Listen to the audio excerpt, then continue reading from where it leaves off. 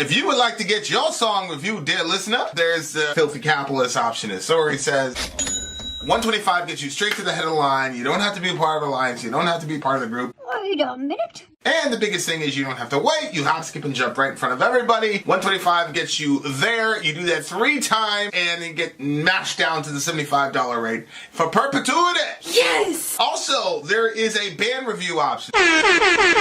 So if you've got a band and you're trying to get your band some exposure, hit me up at vinsori@gmail.com and I'll show you the details about how to pull that off. You can also jump on Patreon and there is a option on the tiers to be able to get your band reviewed. Yep. Obviously, we can't lie to you, so we can't guarantee a positive review.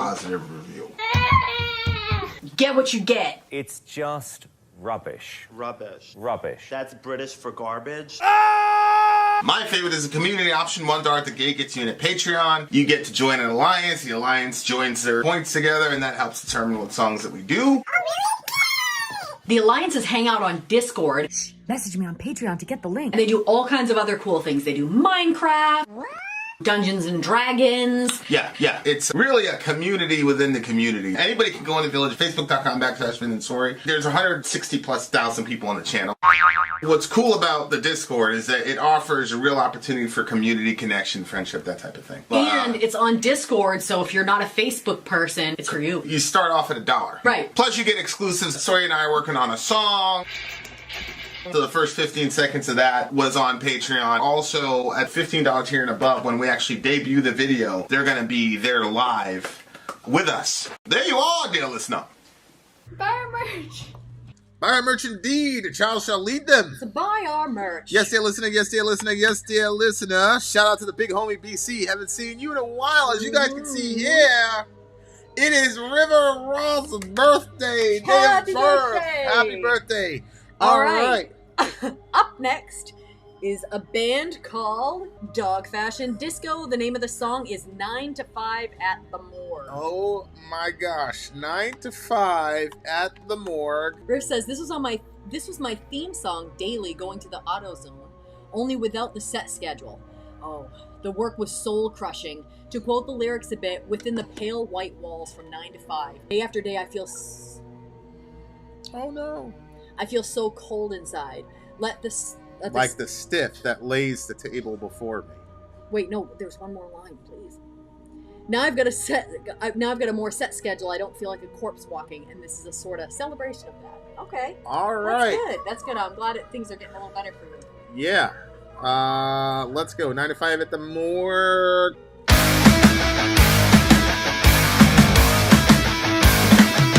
Within the pale white walls, from 9 to 5, day after day, I feel no more alive than the skiff that lies the table before me. Wake up to our age to twist the key, stumble on over to the Mr. Coffee, pour myself a warm black existence.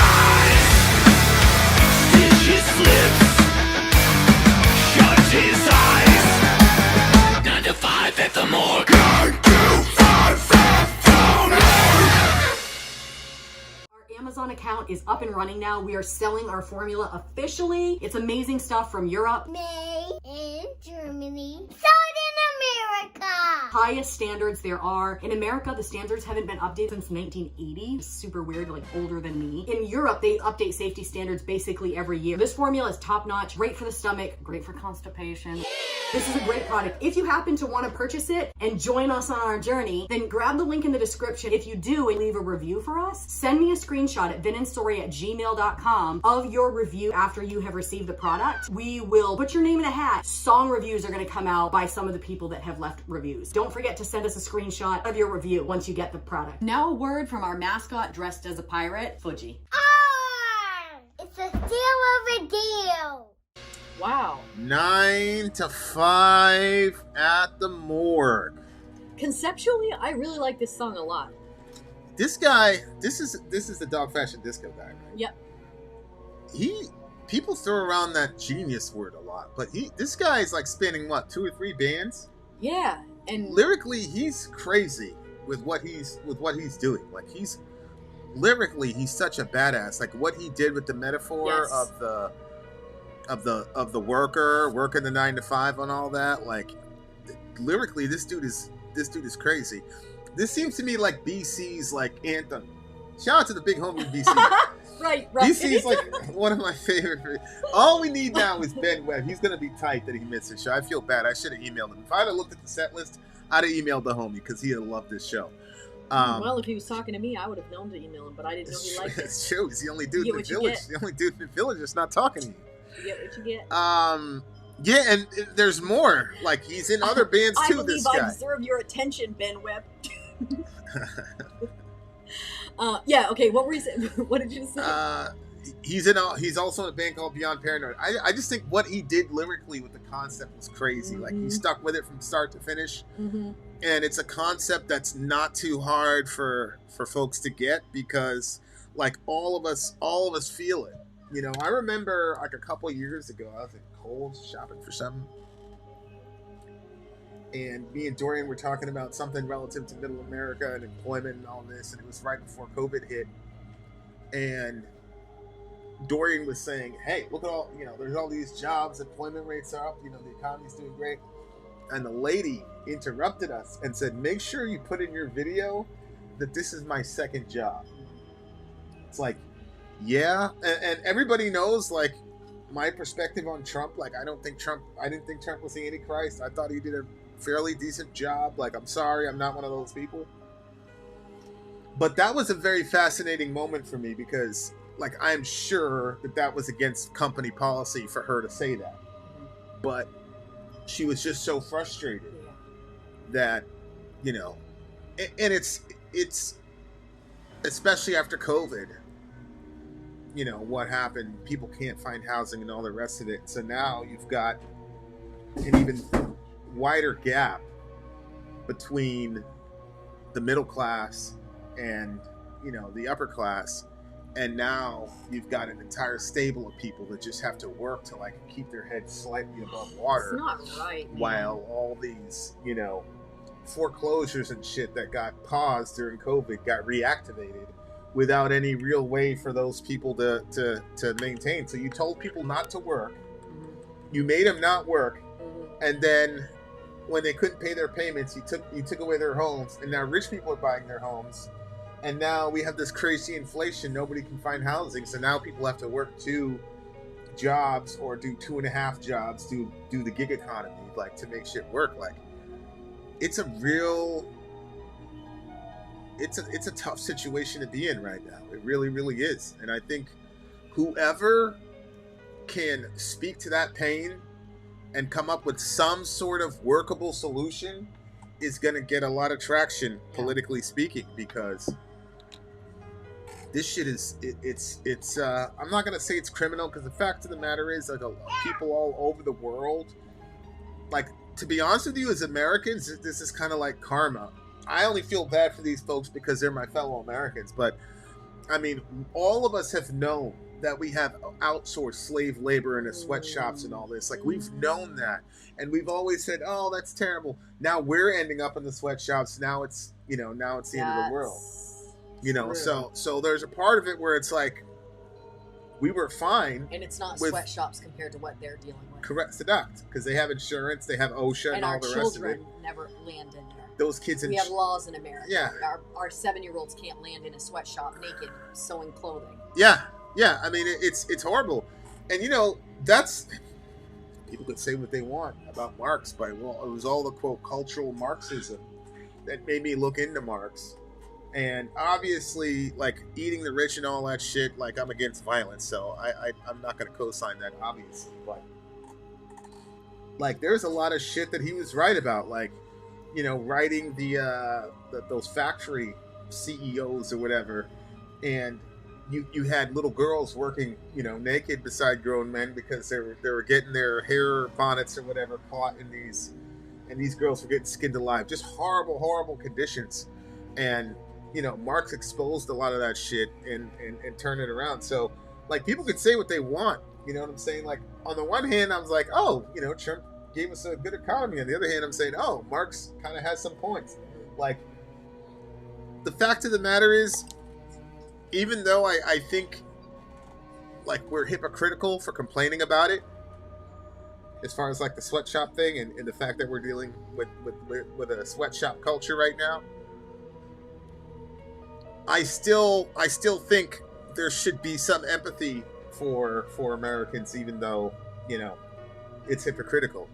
I still think there should be empathy for that, and I still think that somebody should speak to that issue, and maybe, inshallah, going through this experience will educate us and get us to the point where we say, hey, we can no longer do this to people. But the real question is that there's a certain degree of comfort that outsourcing our slave labor has given us as Americans, and the real question is, like,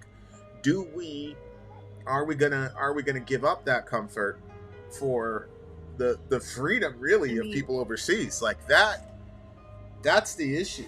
I think, like, sometimes I'm not as political as you.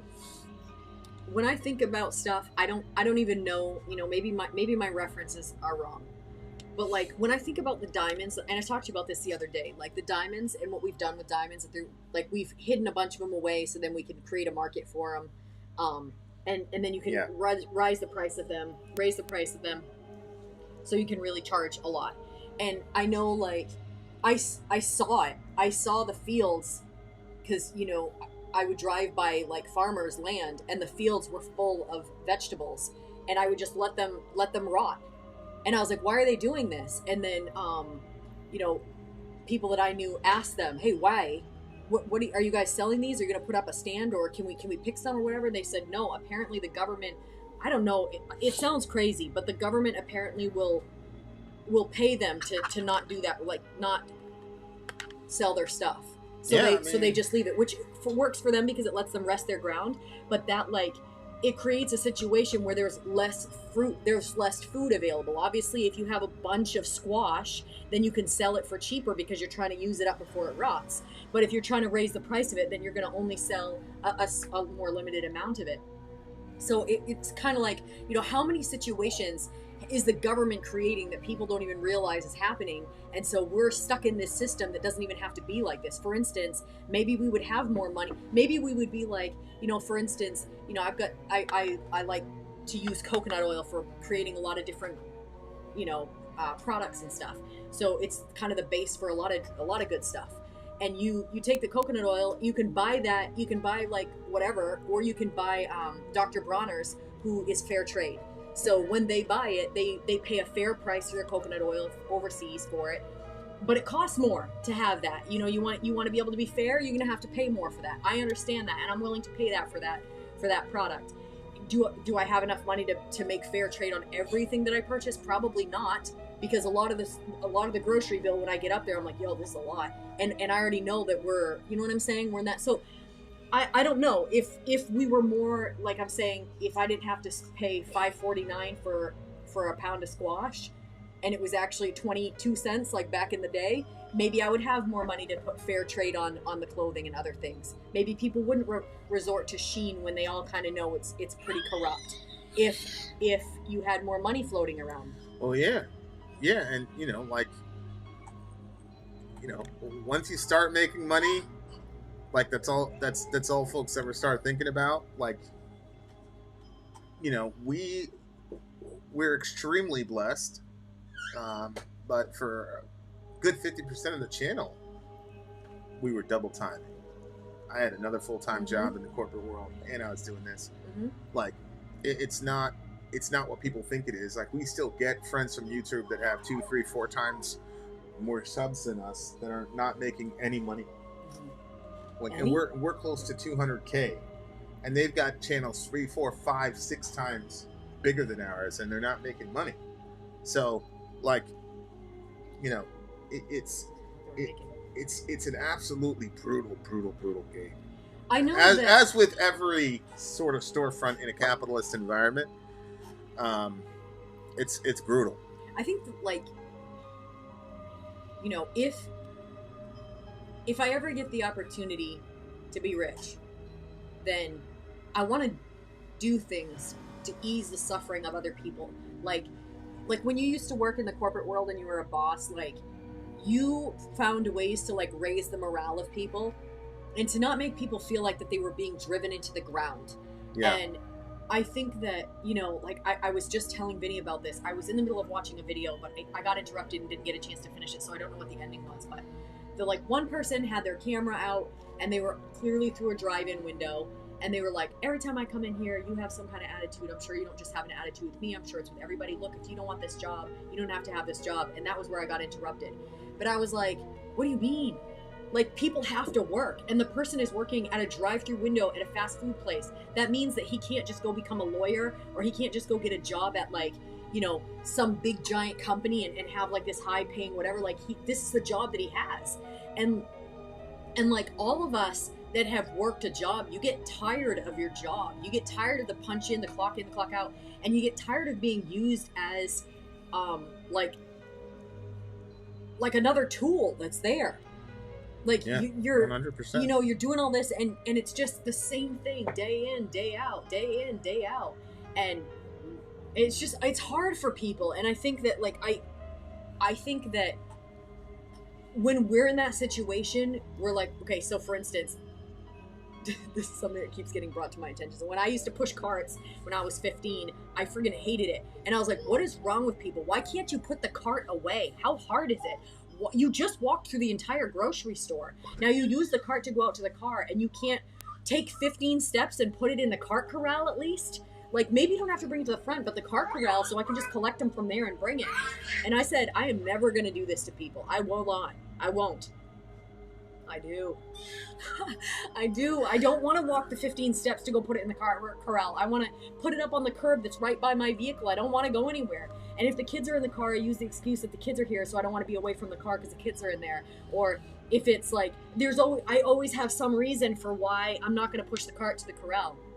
Although recently I've been trying to, you know, do better about that. But, like, I think that until we get to the point where we look at other people and we see them, you love people like you want to be loved, and you understand that, look, if you had to do, this is the same excuse, and believe it or not, I literally even thought the same thing people used to say. People would be like, well, if I push the cart to the corral, there won't be a job. And when I was pushing the carts, I was like, that's right, I won't have to push carts. They'll put me on something else inside. Right. And, but I'll use the same excuse now. I'm like, well, I don't want to take anybody's job for them.